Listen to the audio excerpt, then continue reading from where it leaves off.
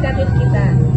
Pada episode kali ini kita akan membahas isu yang masih menjadi tantangan besar di dunia pendidikan, yaitu penyalahgunaan narkoba sebagai bentuk dekadensi moral di sekolah.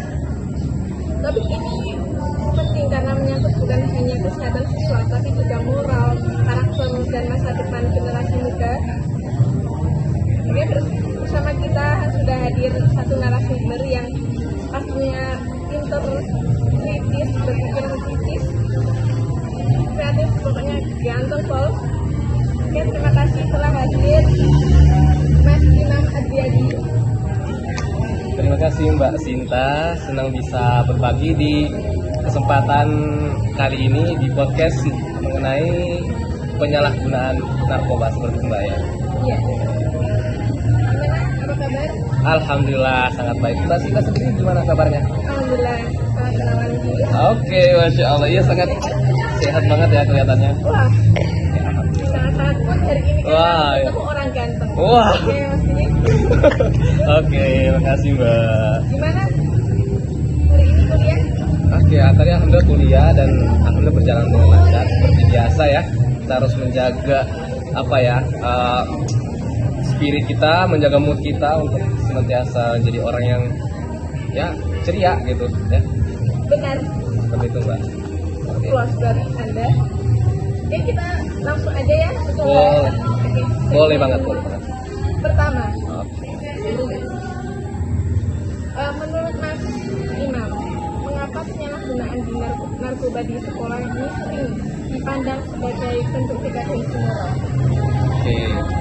Mengenai alasan mengapa penyalahgunaan narkoba itu bisa menjadi bentuk dekadensi moral ya, penurunan atau kemerosotan moral di lingkungan sekolah seperti itu. Oke. Karena penyalahgunaan narkoba tersebut itu menunjukkan adanya penurunan nilai moral dan karakter dari seorang siswa tersebut gitu. Sedangkan sebuah sekolah atau sekolah itu seharusnya menjadi tempat pembentukan disiplin, pembentukan karakter, tanggung jawab dan etika bagi siapa saja yang ada di dalamnya seperti itu, khususnya untuk para siswa dan siswi. Nah, ketika seorang siswa itu sudah terlibat kepada penyalahgunaan narkoba, itu mencerminkan bahwa melemahnya kontrol diri, ya, rendahnya kesadaran moral, serta lunturnya nilai-nilai norma yang seharusnya dijaga di lingkungan pendidikan.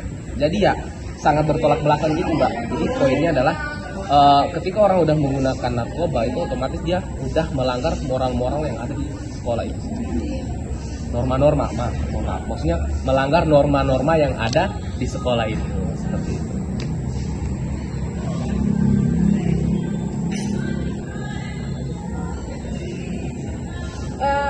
Oke. Jadi untuk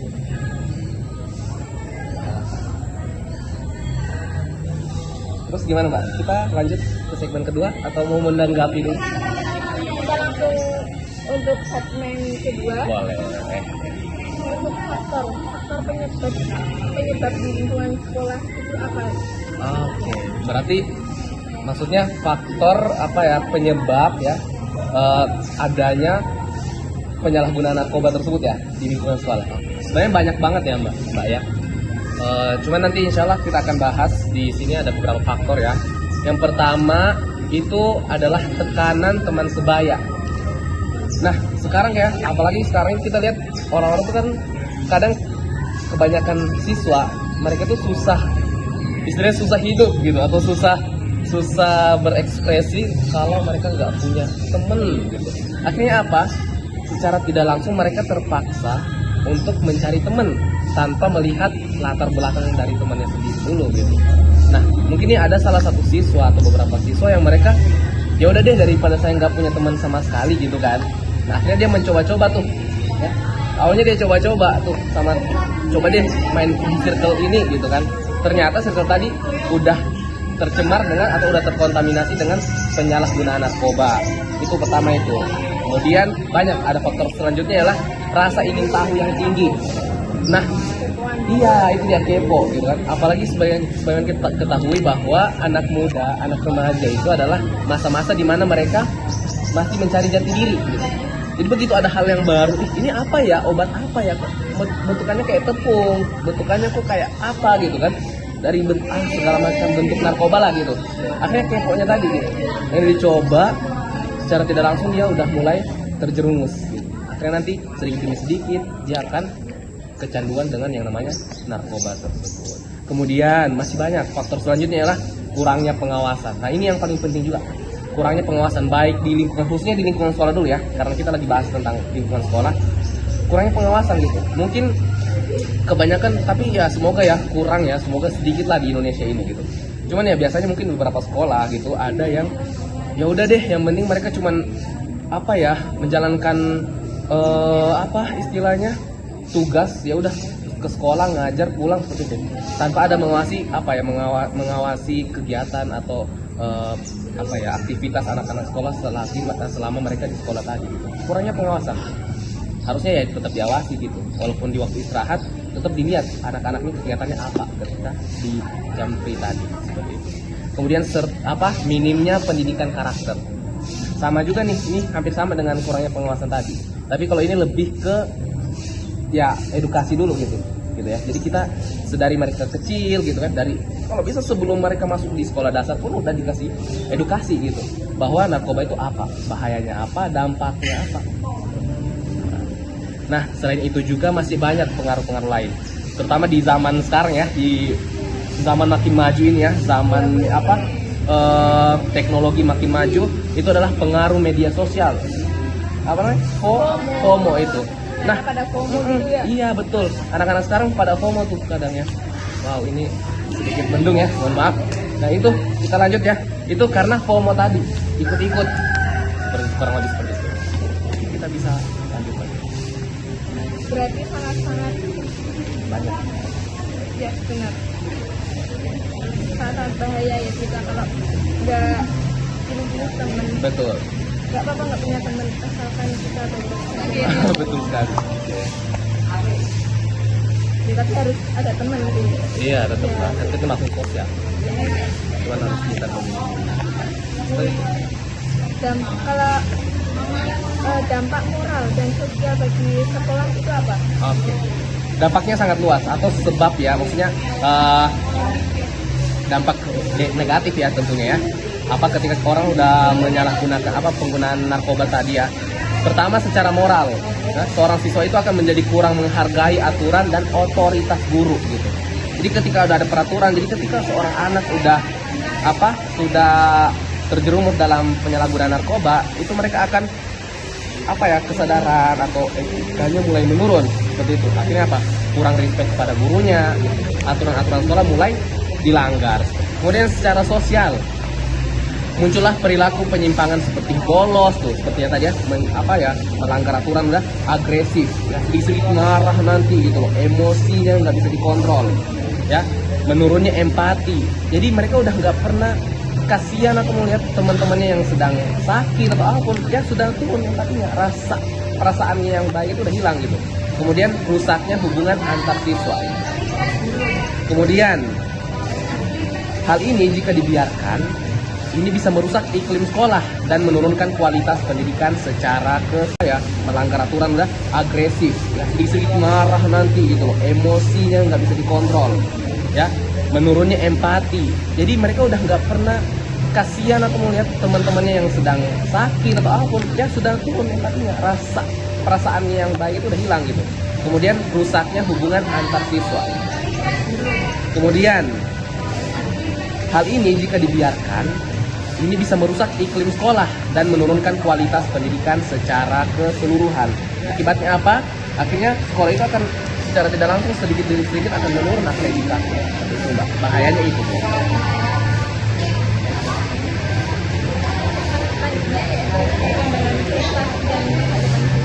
Oke, kaitannya narkoba terusuk, penyalahgunaan narkoba dengan dampak pada prestasi dan masa depan siswa ya. Oke, tentu penyalahgunaan narkoba ini Mbak berdampak langsung kepada konsentrasi belajar seorang siswa, ya. motivasinya akan menurun dan kedisiplinan seperti di segmen sebelumnya ya seperti itu. Jadi ketika dia udah menggunakan narkoba ya mulai konsentrasinya akan menurun. Sebenarnya kalau orang menggunakan narkoba kan pikirannya udah melayang-layang tuh. Yang seharusnya dia fokus dengan materi yang dihadapi pada hari itu udah nggak bisa, dia udah melayang, udah nggak tahu kemana pikirannya udah seperti itu.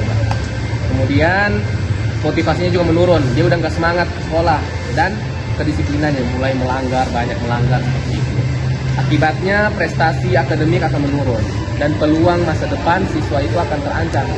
Karena ya jelas ketika besok dia udah mulai masuk di perguruan tinggi yang diinginkan, mungkin yang perguruan tinggi yang terbagus gitu kan, atau mungkin dia masuk ke ke tempat perusahaan yang dia inginkan gitu kan, itu kan ada namanya cek riwayat hidup seperti itu kan. Dilihat CV-nya, portofolionya akan dicek semua, riwayat kesehatannya ya kan.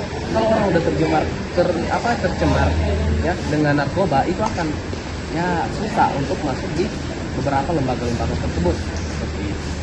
Jadi benar-benar merusak masa depan kita maupun ya itu akan berdampak nanti di masa depan anak tersebut.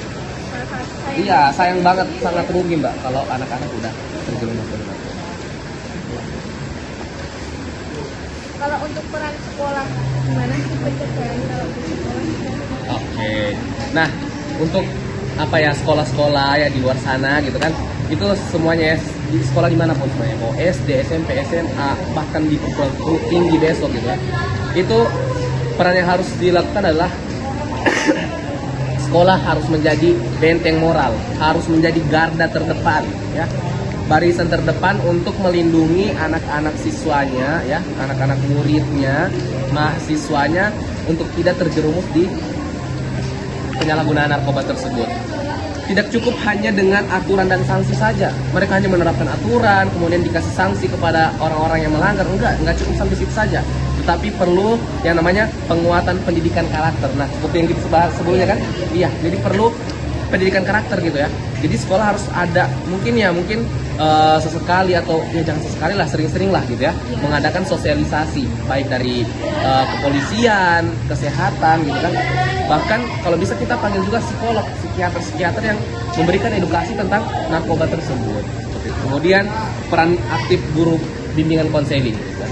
Nah biasanya kan setiap sekolah ada guru BK ya. Nah itu jangan hanya sekedar ya udah kayak nggak ada gunanya gitu. Jadi harus benar-benar memerhatikan gitu loh. Kalau bisa stok guru BK itu harus banyak gitu. Jadi biar bisa satu guru fokus ke beberapa siswa seperti itu. Jadi benar-benar memerhatikan psikolog atau mental dari anak muridnya tersebut. Kemudian serta keteladanan dari pendidik. Ya harus teladan, harus ada contoh dong gitu. Jangan sampai gurunya juga ternyata terjerumus dalam penyalahgunaan narkoba seperti itu. Jadi gurunya harus mencontohkan juga. Ya mulai dari kesehatannya, pola hidupnya, bahkan mungkin nanti bisa mencontohkan dari sisi agamanya. Agama apapun mereka. Karena semua agama tidak ada mengajarkan yang namanya hal-hal yang buruk seperti itu, gitu Mbak ya. Kemudian sekolah juga perlu menciptakan lingkungan yang aman, suportif, dan memberikan ruang bagi siswa untuk berkembang secara produktif, secara positif. Nah, ini dia tugas sekolah juga ya. Jadi mungkin bagi sekolah-sekolah yang mungkin masih istilahnya masih pasif ya udah mungkin kegiatan sekolahnya cuma datang, belajar, pulang udah. Nah itu mungkin di jam-jam kosong mungkin dari sekolahnya bisa mengadakan mungkin kegiatan-kegiatan positif gitu, ada kerajinan mungkin, atau mungkin siswa-siswa yang suka olahraga berikan fasilitas-fasilitas yang ada yang bagus untuk menunjang hobi mereka seperti itu Mbak. Berarti peran guru itu dekat dengan harus chemistry itu harus ada antar guru dan murid, itu harus ada.